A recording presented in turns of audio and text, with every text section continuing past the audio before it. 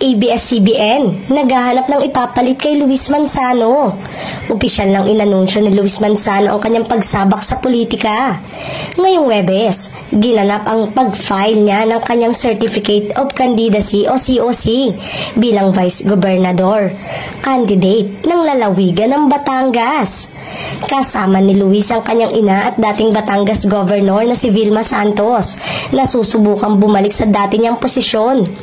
Nag-file rin ang kapatid ni Luis na si Ryan Recto na sasabak din sa politika sa unang pagkakataon para naman sa posisyon ng pagiging congressman ng District 6 ng Batangas. Very supportive din ang misis ni Luis na si Jessie Minjola na samahan niya simula pa sa naganap na programa sa Lipa City, Batangas hanggang sa opisyal na pag-file ng candidacy sa Capitol Compound sa Batangas City. Sigawan ng tama ang mga kababayan ni Luis nang tanungin niya ang mga ito kung tama bang magaling mamili ng asawa ang mga Batanggenyo.